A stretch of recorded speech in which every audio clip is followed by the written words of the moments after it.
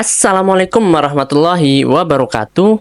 Ikhwafillah yang dirahmati Allah, semoga kita selalu dalam keadaan sehat walafiat. Amin ya robbal alamin. Ikhwafillah yang dirahmati Allah, ayat kursi merupakan ayat ke-255 dalam surah Al-Baqarah. Ayat ini dianjurkan dibaca saat menjelang tidur karena dapat memberi perlindungan dari gangguan setan. Juga dianjurkan dibaca dalam keadaan sulit dengan harapan mendapatkan pertolongan dari Allah Subhanahu wa taala. Ayat kursi memiliki keistimewaan dan keutamaan ketika dibaca. Namun ternyata ada waktu-waktu tertentu yang dilarang, bahkan haram membaca ayat kursi. Lantas, bagaimanakah kedudukan ayat kursi di dalam Al-Quran?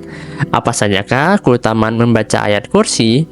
Tapi, mengapa ada waktu terlarang membaca ayat kursi? Apa ganjaran bagi orang yang melanggar larangan tersebut? Ikhwafillah yang dirahmati Allah, ayat kursi adalah ayat paling agung dalam Al-Quran, penuh dengan makna dan keimanan.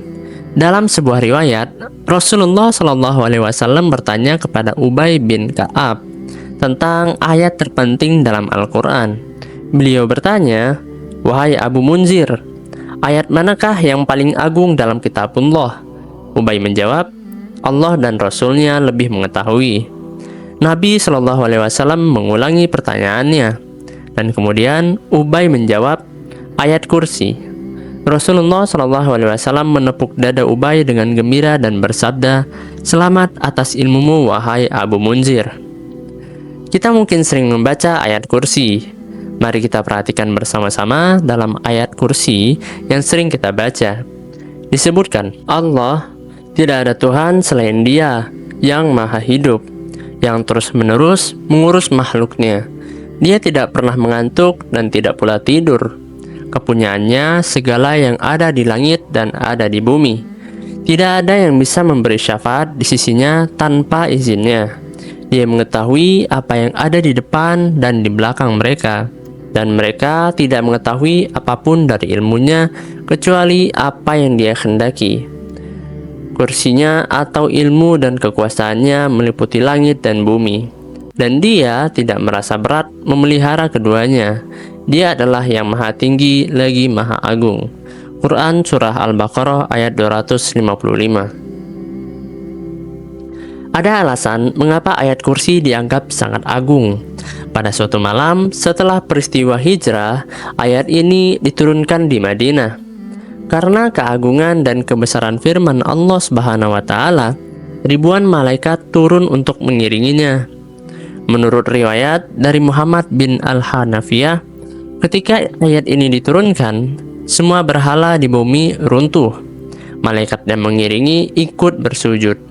Mahkota para pembesar juga jatuh, dan para penguasa menundukkan wajah mereka ke tanah. Setan-setan pun lari ketakutan dan kepanasan. Makna dari kata kursi dalam ayat kursi merujuk pada pondasi, hukum atau kebijakan Allah Subhanahu wa taala. Selain itu, kata ini juga menjadi simbol kekuasaannya.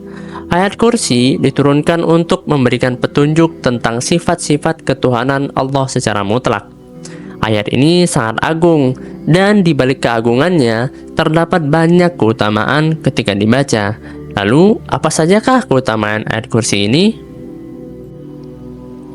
Ikhwafillah yang dirahmati Allah, ayat kursi memiliki makna dan kandungan yang luar biasa, sehingga ada banyak keutamaan yang bisa diperoleh dari membacanya.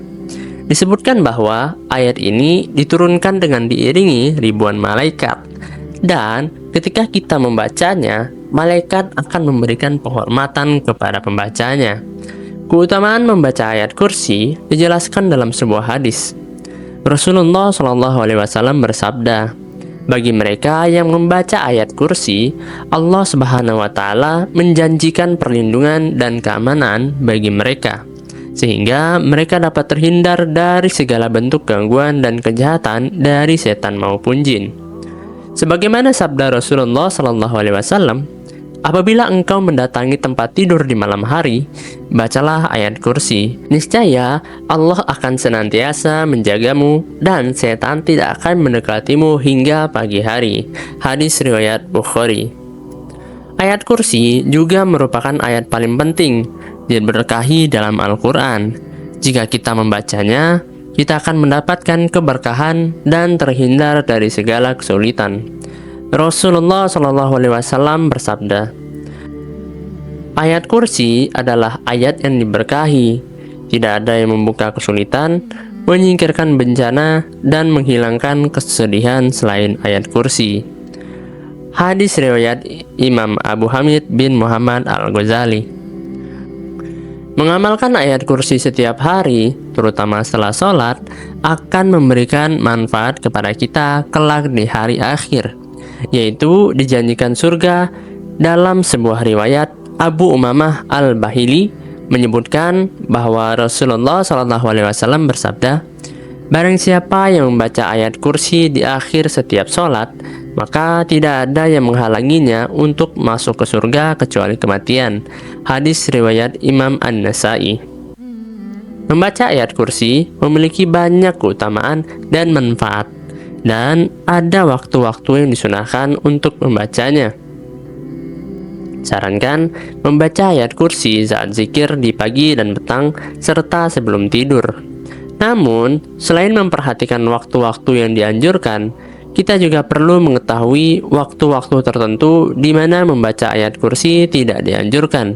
Jangan sampai kita melanggar larangan-larangan tersebut. Meskipun ada 3 waktu yang dianjurkan untuk membaca ayat kursi, ada 4 waktu di mana membaca ayat kursi dilarang dan harus diperhatikan agar tidak mendapatkan dosa. Larangan pertama adalah membaca ayat kursi saat ruku dan sujud dalam sholat. Rasulullah SAW menegaskan dalam hadis bahwa membaca Al-Quran saat ruku dan sujud tidak diperbolehkan. Hadis riwayat Muslim. Dan karena ayat kursi adalah bagian dari Al-Quran, maka tidak boleh dibaca antara 2 gerakan tersebut. Waktu kedua yang dilarang adalah ketika sedang mengantuk. Imam Nawawi menyebutkan bahwa makruh hukumnya membaca Al-Quran, termasuk ayat kursi saat mengantuk untuk menghindari kesalahan bacaan. Hal ini diperkuat oleh hadis dari Abu Hurairah radhiyallahu anhu, di mana Rasulullah SAW bersabda bahwa jika seseorang bangun malam dan bacaan Al-Qur'annya menjadi kacau, sebaiknya dia tidur. Hadis riwayat Muslim dan Ibnu Majah. Larangan ketiga adalah membaca ayat kursi di kamar mandi. Para ulama menyebutkan bahwa membaca Al-Quran di toilet tidak diperbolehkan karena dianggap sebagai penghinaan terhadap Al-Quran. Oleh karena itu, penting untuk memperhatikan ucapan ketika memasuki tempat tersebut dan menghindari membaca ayat kursi di sana. Larangan keempat adalah membaca ayat kursi ketika menanggung hadas besar, seperti saat junub, haid, dan nifas.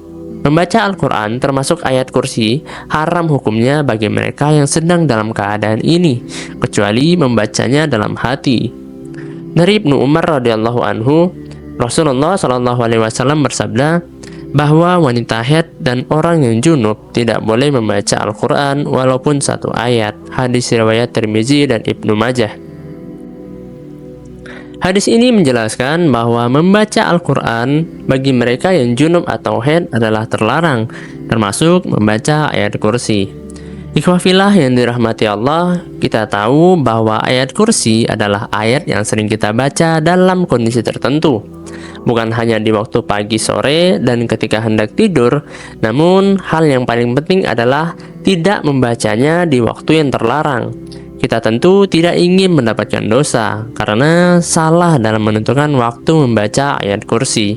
Wallahu a'lam bishawab. Semoga video ini bermanfaat. Lebih dan kurangnya mohon dimaafkan. Yang benar datangnya dari Allah Subhanahu wa taala. Khilaf atau keliru itu datangnya dari saya pribadi sebagai manusia biasa. Sampai ketemu di video berikutnya. Saya akhiri, wassalamualaikum warahmatullahi wabarakatuh.